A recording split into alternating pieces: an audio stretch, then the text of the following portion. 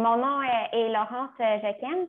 Je suis professionnelle de recherche dans l'équipe à Maxime Lefebvre, qui est le chercheur en entomologie maraîchère ici à l'ERDA. Ça me fait vraiment plaisir de venir vous présenter notre projet sur le piégeage de masse contre les altises et en culture de crucifères sur les fermes biologiques diversifiées du Québec. C'est un projet qui est toujours en cours, qui a débuté en 2021. Donc, aujourd'hui, avec vous, on va vraiment aborder les résultats de la première année de l'étude, principalement. Donc, voici un peu le parcours qu'on va faire ensemble. Donc, je vais d'abord vous faire une première mise en contexte de notre projet, les objectifs de l'étude. Je vais vous présenter la méthodologie que nous avons employée. Les résultats préliminaires de nos essais, puis une brève discussion pour poursuivre avec les activités de recherche qui sont en cours et finir avec les retombées anticipées de notre projet de recherche.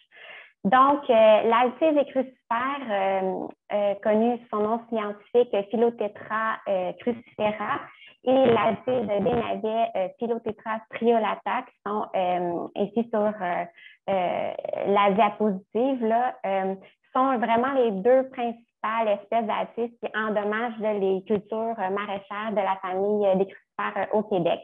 Ces deux insectes-là vont produire une génération par année dans leur cycle de vie. Remarque que pour la Phyllothétra crucifera, elle, lorsqu'il y a des étés très chauds, là, va pouvoir entamer un second cycle de culture, mais vraiment, généralement, c'est un cycle pour les deux espèces. Les insectes vont hiberner sur le stade adulte. Au Manitoba et aux États-Unis, il y a eu des études qui ont montré que l'altise avait tendance à hiberner dans la litière, dans les premiers centimètres de sol, en bordure de champs, dans des endroits plutôt arbustifs ou forestiers. Mais encore, l'OMAFRA rapporte aussi, par contre, que les adultes peuvent hiberner sur des planches de crucifères. Donc, ils vont sortir les adultes de l'hibernation vers fin avril, début mai, où ils vont se réactiver, venir s'alimenter sur les mauvaises herbes d'abord, puis migrer vers les cultures qui vont être implantées. Les adultes qui sortent de l'hibernation vont avoir une longévité d'à peu près 3 mois, donc vont venir décéder, en fait, mourir autour du mois de juillet. La ponte des œufs va se faire au niveau du sol, puis va en venir l'éclosion. Donc, les larves vont venir traverser 3 stades larvaires au niveau du sol, puis puper. Et les adultes là, de la seconde génération vont émerger au mois de juillet. Ensuite, ces adultes-là vont retourner, s'alimenter sur les cultures, évidemment, puis retourner à leur site d'hibernation environ en octobre. Pour ce qui est des dommages des altises, j'en ai un peu parlé, mais les dommages vont vraiment se présenter sous 2 formes. Donc, les dommages faits par les adultes qui vont être des criblures assez arrondies qu'on connaît bien, qui sont faciles à reconnaître, qui vont être faites sur les feuilles et les tiges. Et aussi des tunnels ou des galeries assez superficielles qui vont être occasionnées par les larves sur les racines des cultures. Puis ces dommages sont particulièrement critiques là, pour les crucifères racines, donc Rabiole, Rutabaga. Donc, les principales stratégies de lutte qui sont mises en place en régie biologique pour la lutte contre les altises sont bien évidemment les rotations de culture, les barrières physiques, donc l'utilisation de filets anti-insectes, l'usage de bioinsecticides. C'est l'unique molécule qui est homologuée contre les altises dans les crucifères, c'est le spinosad, avec un maximum d'application de 3 fois par saison. Donc, c'est des produits qui sont quand même largement utilisés, puis il y a des risques là, accrus là, au niveau de la résistance là, pour les altises. Il y a aussi, certains producteurs vont pratiquer de l'irrigation par aspersion pour limiter les altises.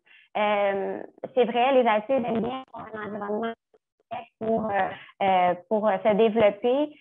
Par contre, cette pratique-là peut aussi amener d'autres ravageurs puis maladies au niveau des cultures. Malgré l'utilisation de ces méthodes de contrôle pour les altices que les producteurs vont faire, pour certains d'entre eux, la gestion du ravageur est toujours problématique. Les pertes associées aux altices peuvent être vraiment importantes dans les cultures, 80%, voire même la totalité des cultures qui sont les plus attirantes, comme la rabiole, la roquette. Donc, c'est vraiment, pour certains producteurs, c'est vraiment un gros enjeu. Puis, en fait, on remarque aussi que malgré qu'il y ait une utilisation adéquate des filets anti-insectes, sur ces fermes-là, on retrouve des populations d'altices qui se retrouvent en fait en dessous des filets, qui font des ravages au niveau des cultures. Et les agronomes qui les suivent se questionnent à savoir d'où proviennent ces altices-là. Est-ce que c'est vrai que, comme le MAFRA le suggère, que les altices sont en mesure de hiverner à même les planches de culture, puis émerger du sol, puis être tout simplement emprisonnés sous les filets, puis avoir accès à la culture pour la grignoter là, au printemps et faire beaucoup de dommages. Donc, oui, voilà, je suis désolée.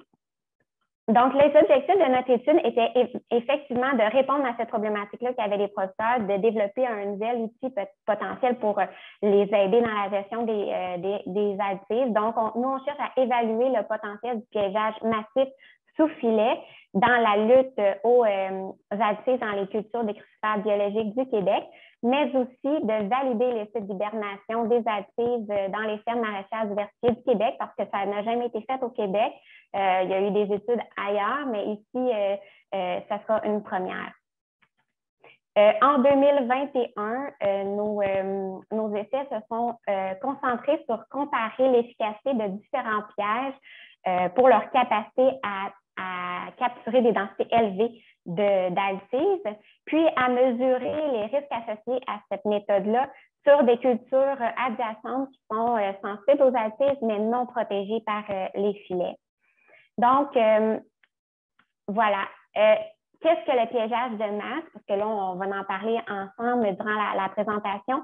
C'est ça le dit très bien. En fait, dans le nom, c'est une technique qui a pour but de capturer un grand nombre d'insectes de manière à diminuer fortement les populations, puis à limiter sa reproduction. Donc, c'est une technique qui repose sur différents éléments, dont un attractif qui est efficace, des pièges qui sont adaptés à l'insecte, mais aussi une optimisation au niveau du nombre de pièges sur une surface donnée. Ici, au Québec, les pièges qu'on a accès pour faire du piégeage d'altices, c'est principalement le piège KLP avec son attractif, c'est Salomon. Donc, cet attractif-là, vous le voyez sur la photo, l'attractif utilisé dans ce piège-là est composé de deux substances. Donc, l'allyle isothiocyanate, c'est un composé dérivé de la plante hôte, et également d'une phéromone d'agrégation sexuelle qui est produite par les mâles. Donc, ce qui est intéressant avec cet attractif-là, c'est qu'elle est attirante à la fois pour les mâles et les femelles altices. Par contre, il y a quand même des limites au piège du KLP qu'on connaît très bien. Donc, la plaquette est très collante, ça rend la manipulation assez difficile pour le retrait et l'installation des pièges. Puis, également, la plaquette a tendance à se remplir assez rapidement d'insectes, donc va avoir une autonomie plutôt limitée au champ. Donc, quand on pense piégeage de masse où on va avoir une utilisation de plusieurs pièges et encore plus ici sous filet, donc il faut que les manipulations soient simples, efficaces, puis que les pièges aient une bonne autonomie. Les pièges KLP ne nous semblaient pas vraiment adaptés à cette méthode de lutte-là.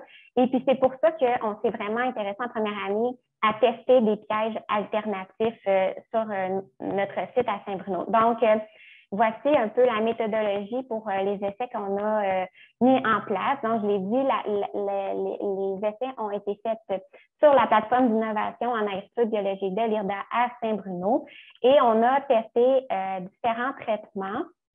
Donc, d'abord, notre piège qualité avec l'attractif C. Salomon. On a comparé à ça un piège Emitrap, qui est un piège commercial avec toujours le même attractif et qui a une capacité de liquide de 500 ml.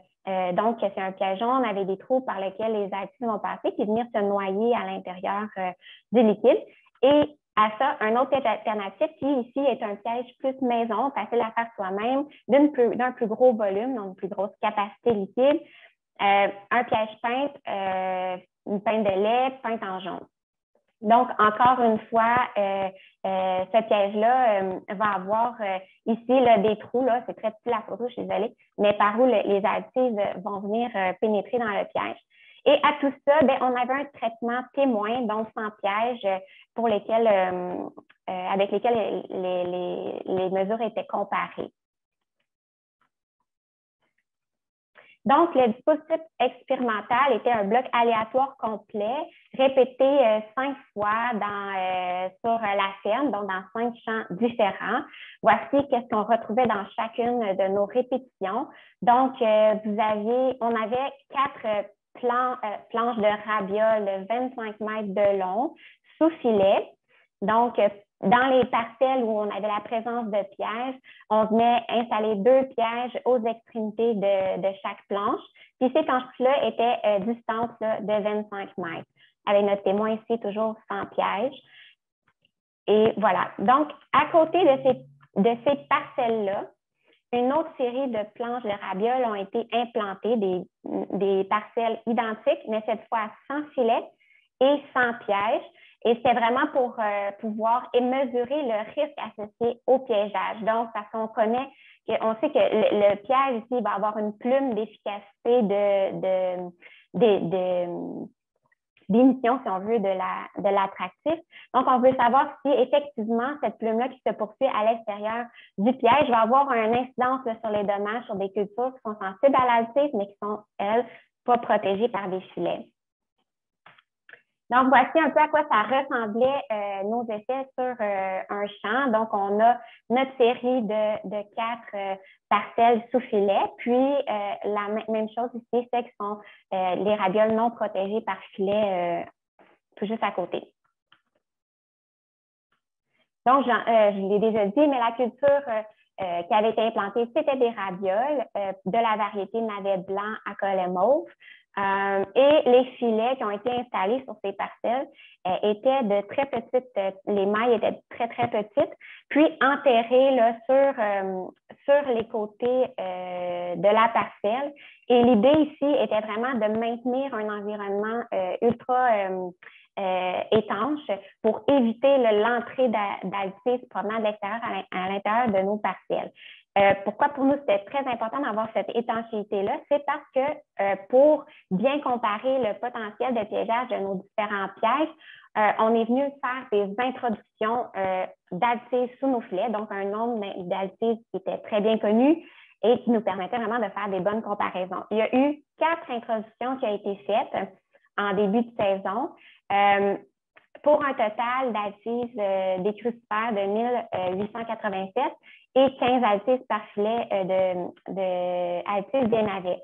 Bon, on aurait préféré avoir des ratios plus similaires pour altises des crucifères et altises du navet, mais c'est le ratio qu'on a été capable d'aspirer ici sur les terres de l'IRDA. Donc, ça va avoir un impact quand même sur les résultats qui vont suivre, vous allez voir. Donc, le premier paramètre qui a été mesuré, c'est évidemment le nombre d'altistes qui a été piégé dans nos pièges. C'était relevé 2 fois par semaine. Ensuite, il y avait également des évaluations de dommages qui ont été faites à la fois sur les parcelles sans filet et avec filet, à 3 stades de la culture, donc 2 feuilles, 8 à 10 feuilles et à la récolte. Il y avait aussi une mesure de chronométrage par rapport aux manipulations des pièges pour savoir justement la rapidité pour l'installation, le retrait des pièges. Et aussi une évaluation de l'évaporation du liquide dans les pièges, le piège Emitrap et Paint, qui sont nos 2 pièges alternatifs aux qualités qui sont testés, pour voir un peu c'est quoi leur autonomie au champ, pour voir combien de temps en fait ils peuvent être laissés au champ sans être changés. Pour les résultats, voici un graphique qui montre le nombre moyen d'altises des crucifères qui a été capturé dans nos 3 pièges dans le temps. On voit ici par les flèches les 4 introductions d'altises qui ont été faites sous les filets. Et ensuite, les changements de phéromones aussi qui ont été faits de nos pièges. Donc, les phéromones étaient changés aux 3 semaines. Ce qu'on remarque ici, c'est qu'il y a vraiment un pic de la capture de nos altises dans les trois pièges testés. Puis une descente là, tranquillement là, vers la fin jusqu'à la récolte. En général, on voit vraiment une tendance que le KLP piège davantage que l'imitrap, puis en toute dernière position, le piège peinte. Pour l'altise des navets, je le rappelle, on a seulement introduit 15 altises par filet, donc c'est vraiment très faible. Puis nos résultats, on a une grande variabilité, donc je ne m'attarderai pas tant que ça à cette espèce-là aujourd'hui avec vous. Mais ce que je veux quand même vous souligner là, à travers le graphique, c'est qu'on a quand même cette même tendance-là là, au KLP qui capture plus, puis à l'imitrap et la peinte ensuite. Donc, quand on ramène tous nos résultats pour le total de la saison, le total de la période de culture, on retrouve effectivement, là, ici, en nos 3 pièges testés, puis le nombre total d'altises capturées, des différences significatives entre nos 3 pièges, et ce, pour nos 2 espèces. Donc, le piège KLP qui a piégé davantage, encore la même séquence, KLP, imitrap et peinte. En ramenant ça ici en pourcentage pour l'altise des crucifères, on remarque que le KLP aura capturé 16 des altises qui ont été introduites sous les filets, l'imitrap 11 puis peinte 4 Au niveau de l'évaluation des dommages, malheureusement, on n'a pas observé de différence significative dans les dommages mesurés entre les parcelles avec piège et sans piège, ce qui laisse à croire que le niveau de capture que les pièges ont été en mesure de faire n'a pas permis des réductions de dommages par la suite. Donc, à 2 feuilles, on avait à peu près un 91 de feuilles avec des dommages d'altise, puis à la récolte, un 26 de rabioles avec au moins une galerie d'altise. Au niveau des risques de piégeage sur des cultures adjacentes, donc nos parcelles qui n'avaient pas de filet, on n'a retrouvé aucune différence significative de dommages entre les parcelles, qu'elles soient proches ou non d'une parcelle avec la présence d'un piège. Toutefois, on avait vraiment une très forte population d'altises à l'extérieur de nos filets. À l'IRDA, on est très chanceux pour ça. On en a beaucoup d'altises. Et ce qui faisait qu'on avait beaucoup de dommages sur ces parcelles-là. Les feuilles étaient endommagées à 97 puis les racines à la récolte, c'était 63 Il y avait tellement de dommages que pour nous, on n'a pas été en mesure vraiment de valider ce risque-là associé au piégeage. Donc, c'est un volet qui va être repris l'année prochaine pour vraiment avoir une meilleure réponse là, à notre question pour ce volet-là. Pour ce qui est de l'évaporation du liquide contenu dans les pièges alternatifs au KLP, donc l'imitrap et la peinte, pour une période de 3 jours, c'est évidemment, on l'a testé sur 2 périodes, mais en termes de quantité de millilitres perdus sur une période de 3 jours, c'était la même pour les 2 pièges. Mais sachant que ces 2 pièges-là, l'imitrap et la peinte, ont des volumes très différents. Je rappelle, l'imitrap, c'est un piège à 500 ml d'eau, alors que le piège peinte, c'est plutôt 1 litre. Quand on ramène ça en pourcentage, là, les résultats sont différents. Donc, on voit que l'autonomie des 2 est vraiment différente au champ. Puis, pour le piège imitrap, on estime que cette autonomie-là pourrait avoir 8 à 15 jours là, dans des conditions qui sont similaires à nos essais.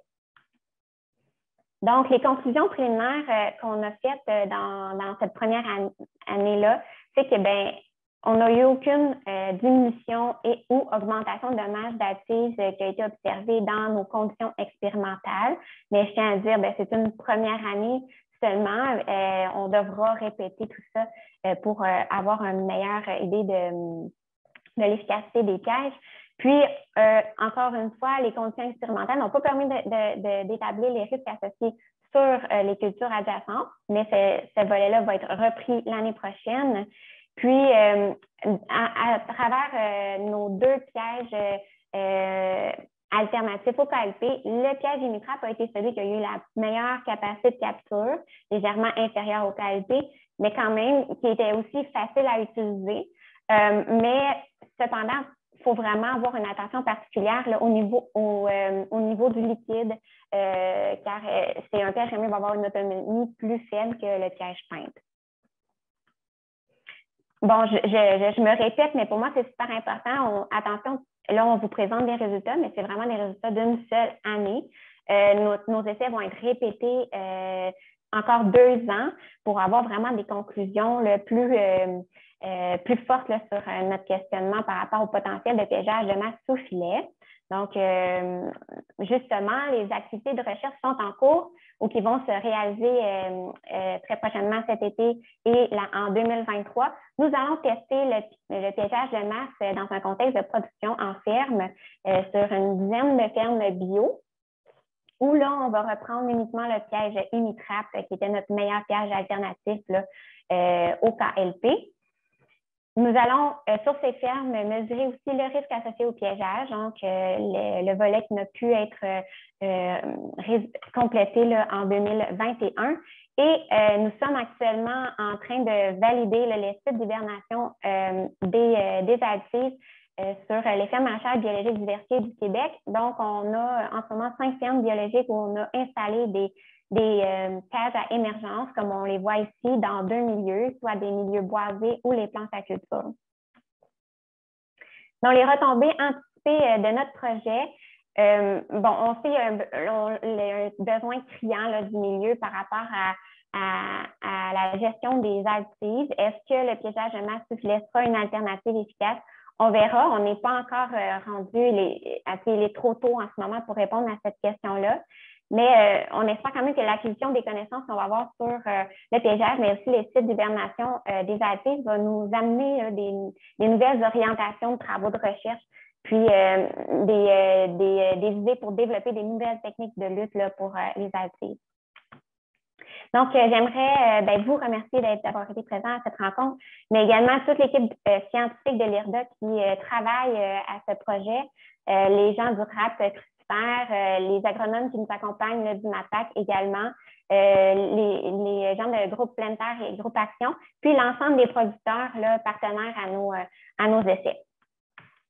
Donc, je tenais à dire, le projet a été financé par le ministère de l'Agriculture dans le cadre du programme Prime Vert. Mais merci de votre attention. J'espère que vous allez avoir des questions.